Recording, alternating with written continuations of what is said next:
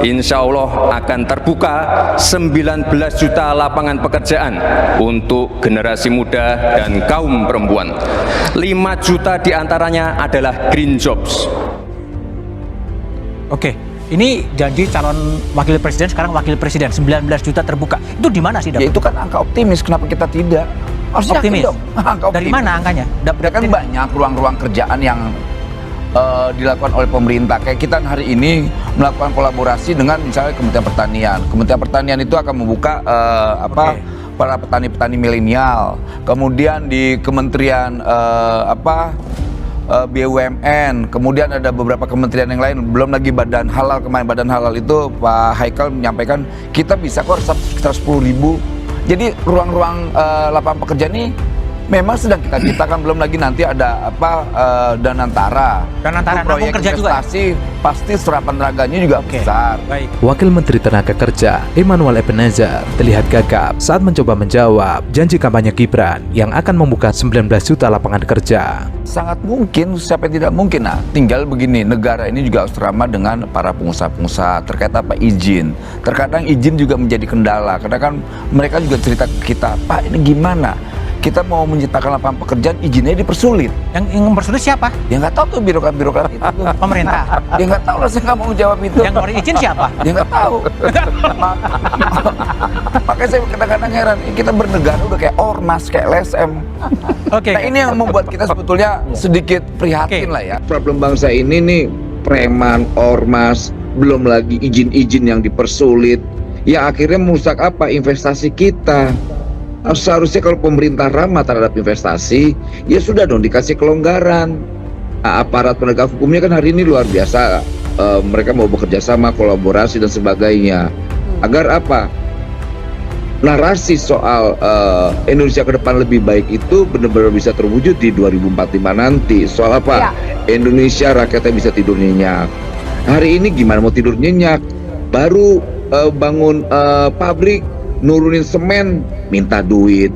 Baru masukin besi, minta duit. Belum lagi ulang tahun ormas, minta duit. Belum ketua umum ormas saya ulang tahun, minta duit.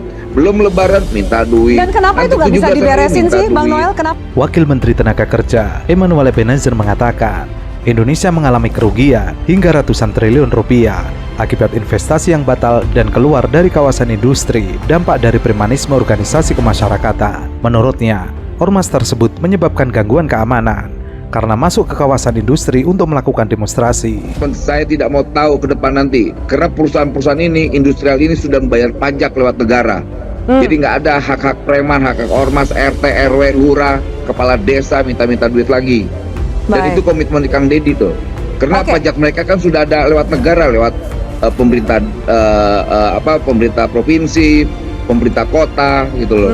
Jadi jangan lagi nanti hal-hal yang begini malah mengganggu industrial kita. Baik. Ya, ini Bang Noel, ya, catatan yang Anda terima, informasi yang Anda terima, kemana negara tujuan para pengusaha ini untuk berinvestasi atau memindahkan investasi mereka? Kebanyakan lari kemana investasi ini? Vietnam. Ya banyak kan ke Vietnam, yang nggak pernah demo-demo. Nol menyebut, biasanya ormas tersebut meminta diikutsertakan dalam proses pembangunan ataupun aktivitas pabrik. Nol menyatakan, beberapa investor sudah mengirimkan surat langsung kepada Presiden Prabowo Subianto terkait premanisme ormas. Untuk wilayah yang sering terjadi premanisme ormas, berada di Bekasi, Karawang, Jawa Timur, dan Batam. Indonesia itu bukan preferable tempat investor naruh uangnya. Kenapa? Karena situasinya terjadi secara regulasi, banyak palak. Yang malak itu bukan saja aparat, bukan saja pemerintah daerah, tapi juga ormas. Nah, ini mengurangi orang untuk berinvestasi, baru masuk ngurus izin sudah kena pala. Nanti terus dan seterusnya sampai saat sudah beroperasi juga ada yang datang, ada tolong bantu ini, kalau enggak nanti di demo, ada konsekuensinya gitu ya. Jadi ini membuat kita industri kita semakin terpuruk. Kita dulu punya industri tekstil paling besar di ASEAN. Tetapi habis karena dulu ada kuota, ingat nggak kasus kuota, ya kan? Lebih lanjut, dirinya berjanji akan meningkatkan keamanan, mengingat beberapa kawasan industri merupakan objek vital nasional. Ada juga ormas yang sudah melakukan penyegelan pabrik di kawasan industri. kemudian lagi kasus thrifting, Ya. ya kan? Nah, itu baju bekas masuk semua, habis kita. Jadi kita itu bukan negara agraris tidak, negara industrialis tidak. Saya nggak tahu negara apa, negara sumber daya alam. Jadi kalau habis kan selesai, kita tidak punya basis Sumber ekonomi. Yes. ya kan? Nah, jadi sekali lagi kan contoh. Cina sedang karena ada perang dagang dengan Amerika mencoba meminggir-minggirkan industri yang kita tidak kebagian. Sampai hari ini saya belum melihat ada langkah itu. Banyak ada ke Vietnam, ke Thailand gitu ya. Jadi kita selain memang dunia seperti ini, rantai pasok dan sebagainya, tetapi kita harus memperbaiki sistem investasi kita. Ada menteri investasi, Ya. ada Menko-nya, Ada Danantara lagi ada sekarang. Danantara. Ya. Let's see. Kan INA saja kan tidak terlalu menarik. Bergeliat lah. Ya, nah jadi hal semacam ini perlu. Ini orang-orang apa nih, Joman ini apa sih sebetulnya? LSM, kalau LSM mestinya otaknya bagus itu. Influencer, yang mau di-influence apa? Membackup Gibran aja dengan konsep nggak mampu. Bagaimana dia mau nerangkan sesuatu yang jelimet gitu? Jadi saya menganggap bahwa cobalah kita mulai dengan barang yang ada isinya gitu tuh. Yang betul-betul melekat di kepala. Apa itu dia bonus demokrasi? Di mana bonusnya? Kapan bonusnya kita peroleh tanpa dividen misalnya? Jadi soal-soal itu. Saya terangkan lebih lanjut lagi lah supaya paham lah itu. Apa komennya? Silakan. Ya, apa yang dikatakan Bung Rocky itu berapa persen? Saya tanya, satu. Kedua, setiap mahasiswa yang menerima LPDP memang harus kembali ke Indonesia. Itu ada perjanjian seperti itu. Dia nggak ngerti konteksnya. Nah, NT1. Dia kembali, NT1, mereka kembali ke Indonesia. Stupid. Ya, anak saya itu LPDP Bung Rocky. Ya, anak saya LPDP di UK dan dia sudah kembali ke Indonesia untuk mengabdi ke Indonesia. Yang saya berjelaskan tadi itu adalah dia waktu di Indonesia ini, ya, untuk bisa bersaing di luar negeri, menciptakan anak-anak SMA yang mau bekerja. Ini bonus demografi yang besar. Bung Rocky ya, SD itu 48% dari Indonesia, penduduk Indonesia. Satu hanya 18%. Ya. Oke. Ini yang harus kita pikirkan. Oke. Bicara kayak begitu itu Bung Rocky. Kalau bertanya kan bertemu langsung. Kita berhadapan kita bicara. Oke. Bung Rocky kan tidak substantif kita bicara itu. Oke, baik. Terjadi perdebatan panas antara Rocky Gerung dengan juru bicara Jokowi Mania, Andi, terkait dengan pernyataan Gibran Rakabuming Raka menyampaikan Indonesia akan mengalami bonus demografi pada 2045 mendatang. Menurut Gibran, hal tersebut merupakan kabar gembira bagi rakyat Indonesia. Untuk itu perlu mempersiapkannya mulai sekarang. Namun Rocky Gerung mengkritik pernyataan wakil presiden tersebut karena menurutnya ia tidak dapat memahami makna istilah dari bonus demografi. Ya, punya pengetahuan. Coba belajar sedikit lah ekonomi 101, public policy 101, apalagi logik, supaya nggak bicara sesuatu yang ya keluh kesah kayak surat pembaca itu, baca surat pembaca itu. Kan ini memperlihatkan, ini tim ini kan harusnya brief Gibran itu. Bayangkan Gibran, wakil presiden, bicara, salah bicara netizen bully dia, nggak bisa dijawab. Kenapa? Gugup baca teletext, baca prompter pun terbata-bata gitu. Artinya konsepnya nggak ada di kepala. Kalau konsep ada di kepala, pakai fasilitas apapun itu akan lancar aja bicara itu. Artinya ini dipaksa, itu saya bilang tadi, sayang sekali Pak Wapres ini dipaksa untuk naik kelas yang nggak dia mampu itu. Disuruh ngomong, lama-lama disuruh ngomong human security, disuruh ngomong environment ethics, macam-macam yang akhirnya bolong itu. Kasihan tuh. Jadi saya juga mau membantu kalian backup betul-betul Pak Gibran itu dengan cara berpikir. Cara berpikirnya dulu, baru cara mengucap gitu.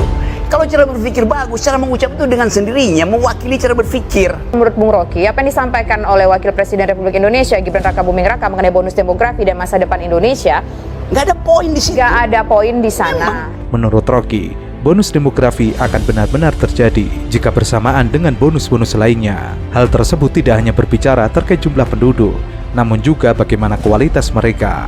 Maka yang perlu menjadi sasaran prioritas pemerintah saat ini mestinya pendidikan anak-anak Indonesia. Menurut Rocky, jangan terlebih dahulu berbicara tentang bonus demografi jika yang menjadi pekerjaan rumah paling utama belum selesai dikerjakan, padahal itu merupakan penunjang kemajuan. Apakah nggak menurut Bung Rocky nggak penting bagi seorang wakil presiden untuk menyampaikan hal tersebut? Itu kan sebagai bentuk peduli dengan masa depan Justru Indonesia. sangat penting itu diucapkan oleh wakil presiden. Karena Pak Prabowo beredar untuk hal-hal yang global security, economic, macam-macam itu. Mestinya wakil presiden ucapin hal yang menyangkut upaya meningkatkan human development index kita. Untuk itu diperlukan otak, itu dasarnya tuh. Justru ini penting banget, tetapi wakil presiden perlihatkan itu dangkal sekali yang diucapkan. Saya justru ingin wakil presiden kita itu tampil secara akademik dengan kemampuan retorika untuk membujuk anak-anak muda ini supaya percaya bahwa akan ada bonus demografi kalau investasi SDM dimulai dari sekarang, dividennya kita kumpulkan nanti 2030 dua semester mendatang, kita investasikan ulang. Begitu sirkular ekonominya di dalam pikiran. Ini nggak ada. Jadi sebetulnya ini mau dibela dengan siapapun udah keburu di downgrade. Kapasitas Pak Gibran itu di downgrade sendiri oleh timnya karena dipaksakan naik kelas, belum waktunya. Sama seperti Pak Jokowi memaksakan anaknya jadi presiden, waktunya itu. Jadi Pak Jokowi melanggar undang-undang perlindungan anak. Kita fokus dulu, Bung. Bukan begitu. Enggak gitu, Bung. Kita fokus dulu ngomongin soal bonus demografi. Ini satu paket.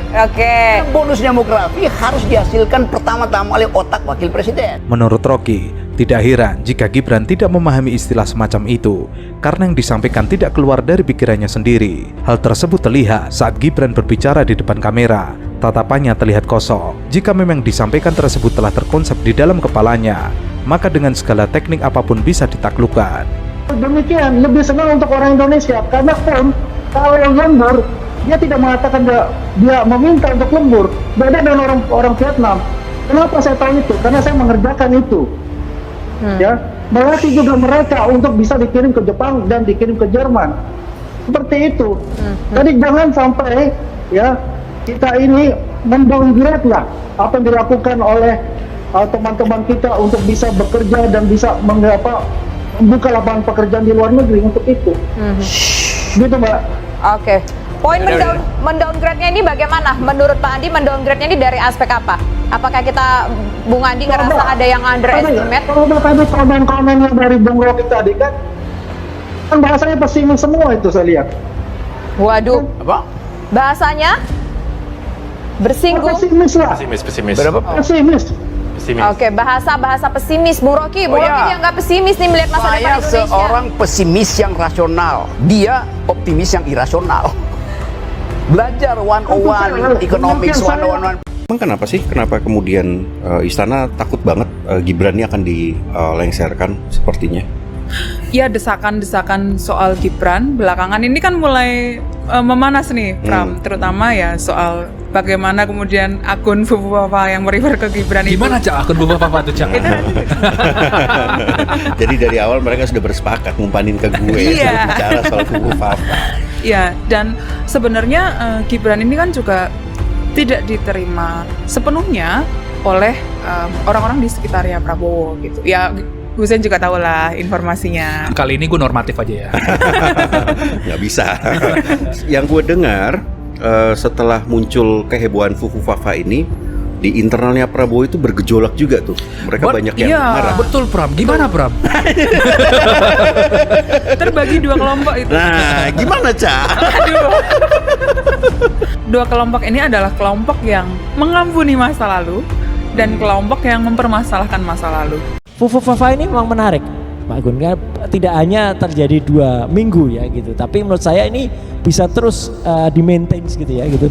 Karena apa? Teman-teman ini luar biasa, para private investigator atau para netizen yang maha benar netizen dengan segala cuitannya ini memang luar biasa ya gitu. Jadi artinya apa? Mereka tanpa dibayar, tanpa disuruh, tidak ada bohirnya. Ya, itu kemudian bergerak bersama-sama membongkar satu demi satu. Mulai dari tadi Pak Gun yang sebut ya, mulai dari perkataan-perkataan atau ujaran kebencian kepada presiden terpilih kita, Pak Prabowo Subianto. Tidak hanya kepada Pak Prabowo loh, tapi kepada keluarganya. Ini jahat benar ini Fufu Fafa ini. Kepada putranya yang dicemooh, dihina luar biasa, bahkan disebut dengan kata-kata yang menurut saya kampungan banget ya gitu. Saya sampai tidak tega untuk mengucapkannya di sini. Kemudian hubungan Pak Prabowo dengan mantan pasangannya, istrinya. Kemudian bagaimana sikap Pak Prabowo sendiri, ya, keluarga dari tokoh yang lain, ada keluarga Pak SBY juga diserang di situ, keluarga Mas Anies juga diserang di situ, sampai gerakan-gerakan masa misalnya 212 juga diserang. Bahkan ada, saya hitung ada sekitar 11 lebih artis gitu ya, itu juga dilecehkan oleh Fufufafa ini. Banyak orang terus mencari tahu siapa pemilik akun Fufufafa usai jadi perbincangan di media sosial. Bahkan para hacker seperti yang tergabung dalam Animus Indonesia ikut membongkar siapa Fufufafa. Bahkan secara terang-terangan data milik Fufufafa dikuak, bahkan hingga email dan nomor telepon yang diduga menjadi pemilik akun Kaskus tersebut. Dalam data yang dibagikan akun hacker Indonesia, publik pun mencoba untuk menggunakan email yang digunakan Fufufafa di akun Kaskus tersebut pada situs terlarang. Hal itu pun juga diungkapkan oleh pakar telematika Roy Suryo. Ia mengatakan Fufufafa mendaftarkan email tersebut pada beberapa situs terlarang. Semua tidak menyangka dari 5 situs terlarang, 3 diantaranya terdaftar dengan email yang sama digunakan oleh Fufufafa. Sontak, hal itu membuat banyak publik ikut berkomentar terkait hal tersebut. Ya gitu ya, ya sebut saja lah, mulai dari Syahrini, Rahel Maryam, sampai dengan sekelas-kelas Nurul Arifin dan lain sebagainya, itu juga disebut di situ. Kayak ini kan nakal bener anak ini. Dan disitulah kemudian kenapa kalau diingat ya teman-teman juga kalau ingat, 2 minggu yang lalu saya sebenarnya sudah mengeluarkan bagaimana flow atau bagaimana hubungan antara akun Fufufafa ini dengan sites atau dengan kanal-kanal yang lain ya. Maka kan banyak kanal-kanal yang miring-miring gitu ya, XX gitu ya gitu, baik dalam negeri maupun luar negeri. Yang dalam negeri pun itu juga termasuk OnlyFans ya gitu. Nah itu ada juga di situ. Kemudian semprot.com ya gitu. Jelas betul dia menjadi, dan kata-kata dia di situ, aduh sekali lagi saya mengatakan sangat-sangat norak, sangat-sangat kampungan di situ ya, termasuk pelecehan dia kepada cewek-cewek tadi ya. Itu sampai kepada penghinaan dia terhadap Presiden terpilih Pak Prabowo Subianto. Nah, pakar telematika Roy Suryo mengkritik jejak digital dari Menteri Komunikasi dan Informatika Republik Indonesia Budi Ari beberapa tahun yang lalu. Dalam akun media sosial pribadinya, Budi Ari terlihat memposting beberapa gambar seronok yang memperlihatkan bagian tubuh seorang aktris. Ada bacaan Garuda di dadaku, tapi lihat gambarnya. Terus candaannya ini juga sangat tidak berkelas. Selain mengkritik jejak digital Budi Ari yang dinilai tidak berkelas, Ray juga mengaku setuju untuk memberikan sanksi kepada Menkominfo tersebut. Ia setuju dengan Setnek yang memberikan kartu merah kepada Budi Ari. Kritik itu diungkapkan Roy sebagai bentuk kekecewaannya setelah Pusat Data Nasional sementara diretas oleh Brand Chipper. Belum lagi yang ramai saat ini, yaitu akun Fufufafa yang diduga adalah milik Gibran Rakabuming Raka. Bahkan sampai seorang Menteri Komunikasi dan Informatika gitu ya, yang saya sebut terakhir sebagai Menteri Komunikasi omong doang gitu, Menkomumdo ya gitu, Budi Ari, itu pun malah membela dengan sangat tidak pas gitu ya. Ya pantas kalau kemudian, ini kata netizen loh ya, Menkominfo kita itu dikatakan kayak pelawak dari zaman saya kecil dulu ya, Darto Helm gitu ya gitu karena malah lucu gitu, membuat kelucuan-kelucuan yang tidak perlu gitu. Berani menjawab itu bukan Gibran ya, tetapi ketika ditanya, "Loh terus siapa?" Nah bingung, nggak ngerti. Loh kalau berani kan harusnya berani, dan dia kan menyampaikannya serang nggak proper gitu. Maksudnya menteri kok cara jawabnya itu sambil lalu gitu, kayak mau dikejar, takut gitu. Tapi kalau ini justru malah Pak Tobi, saya malah menghargai ini doorstop beneran ya, bukan doorstop palsu-palsuan seperti beberapa waktu yang lalu yang seolah-olah ada doorstop tapi itu sebenarnya karyawan istana gitu ya, pakai mikrofon, pakai handphone gitu, nggak ada logo TV-nya atau nggak ada logo medianya. Kalau itu memang terwelu betul itu ya, penipuan itu harusnya ya, itu pantas dihukum sebenarnya karena itu penipuan, menipu masyarakat loh.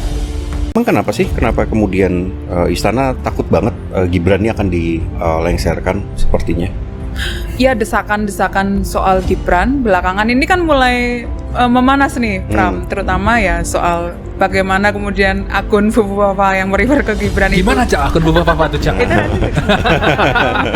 Jadi dari awal mereka sudah bersepakat ngumpanin ke gue bicara soal Fufufafa. Iya, dan sebenarnya Gibran ini kan juga tidak diterima sepenuhnya oleh orang-orang di sekitarnya Prabowo gitu. Ya Husein juga tahu lah informasinya. Kali ini gue normatif aja ya. Nggak bisa. Yang gue dengar setelah muncul kehebohan Fufufafa ini di internalnya Prabowo itu bergejolak juga tuh. Mereka banyak yang marah. Betul Pram. Gimana Pram? Terbagi dua kelompok itu. Nah, gimana Cak? Dua kelompok ini adalah kelompok yang mengampuni masa lalu dan kelompok yang mempermasalahkan masa lalu. Oke. Netizen X belum lama ini digegerkan dengan akun Kaskus diduga milik Gibran Rakabuming Raka. Dalam akun tersebut, pria yang diduga adalah Gibran ini sempat beberapa kali menuliskan ejekan untuk Prabowo. Terungkapnya akun Kaskus yang diduga milik Gibran Rakabuming Raka ini berawal dari cuitan akun bernama Martial di X beberapa waktu lalu. Dalam cuitannya, netizen ini membeberkan nama akun X lawas milik putra sulung Jokowi tersebut. #RKGBRN adalah akun lama anaknya Mulyono, penyelam handal tunjukkan skillmu. Setelah ditelusuri, akun RKGBRN yang diduga milik Gibran Rakabuming Raka ini sempat menerima mention dari akun X Kaisang Pangarep di tahun 2011 lalu. Saat itu, Kaisang mengucapkan selamat ulang tahun untuk sang kakak dan ibunya. Diunggah pada 1 Oktober 2011 lalu, ucapan di akun Kaisang Pangarep ini memang sesuai dengan tanggal ulang tahun kakaknya, Gibran Rakabuming Raka, dan sang ibu Iriana Joko Widodo. Memang ada sebagian kelompok yang mencurigai dan sampai mencari tahu keaslian akun ini, gitu. Dan yang gue dengar dari orang-orang yang ada di sekitar Prabowo juga Jokowi ini sampai mengundang BSSN untuk mempertanyakan keaslian akun ini, gitu. Dan seseorang yang berbicara kepada Jokowi atau ngobrol dengan Jokowi itu memang akun ini kemudian membuat istana itu mikir lama gitu, berpikir panjang. Pusing Pusing tujuh keliling. Ya iyalah, kita udah dibikin pusing, gantian dia yang pusing. terus. Sempatlah ditanyain kepada yang punya akun, bener nggak sini akun lu? Gitu. Betul. Tapi si yang punya membantah. Ya. Ini yang nanya siapa? Adalah lewat salah satu ajudannya yang Ono begitu kan. Setelah ditanya bantah begitu ya. Tapi ditanya lagi tuh ke adiknya. Adiknya mengakui itu punya si kakak begitu. Abangnya, tapi jarak waktunya agak lama. Nah, karena ada bantahan ini membuat semua runyam di sini nih kan. Iya, tidak secepatnya memitigasi. Iya, gitu. tidak secepatnya memitigasi karena bukan akun itu, makanya nggak manggil BSSN dan segala macam. Iya. Tidak hanya itu, berbekal nama akun X milik Gibran Rakabuming Raka ini, netizen kemudian menelusuri dan mengungkap akun Kaskus calon wakil presiden Indonesia tersebut. Diduga dirinya adalah pemilik akun Fufu Fafa. Pasalnya, dalam salah satu unggahan akun Fufu Fafa di Kaskus, pengguna ini mengaku jika dirinya adalah pemilik akun X dengan username RKGBRN yang sempat dimention oleh Kaisang Pangarep sebelumnya. Di unggahan tersebut, pengguna akun ini mengaku jika dirinya memiliki ID bernama Raka Genarli dan nama Raka. Sayangnya dirinya lupa dengan password akun tersebut dan tidak lagi mengaksesnya. Unggahan ini kemudian membuat banyak netizen yang menduga jika Gibran Rakabuming Raka adalah sosok pemilik akun Kaskus Fufu Fafa yang unggahan-unggahannya menjadi sorotan belum lama ini. Salah satu unggahan di akun yang diduga milik Gibran Rakabuming Raka ini nampak memberikan berbagai nyinyiran untuk Prabowo yang di tahun-tahun tersebut menjadi lawan politik sang ayah Jokowi. Ada apa dengan kondisi Bapak Prabowo? Tulis seorang pengguna yang kemudian dibalas oleh akun diduga Gibran Rakabuming Raka, stroke ringan. Hingga kini masih belum diketahui dengan pasti mengenai kebenaran akun Kaskus diduga milik Gibran Rakabuming Raka ini viral di X. Hal ini masih menjadi perbincangan hangat di media sosial. Nah, di samping itu setelah mengakui, di pihaknya Hambalang ini Prabowo begitu kan. Ini sebetulnya yang membuat yang marah sekali adalah keluarganya. Keluarganya Prabowo Subianto. Kenapa ya? Karena kan menyinggung banyak hal di situ yang bisa dicek sudah dibongkar kan sama netizen begitu. Nah, dan banyak yang nggak proper juga ya. Iya. Situ ya, orientasi seksual segala dipersoalkan gitu loh. Iya, nggak substansial, nggak pantas gitu. Iya. Nah, setelah itu ya dampaknya sekarang nih hubungannya semakin berjarak gitu, seperti anyep, seperti gelas ini dengan gelas itu. Jauh. Hubungannya apa? Ada retak juga, Celah. Ya, oke. Jadi sekarang hubungannya tidak terlalu baik ya.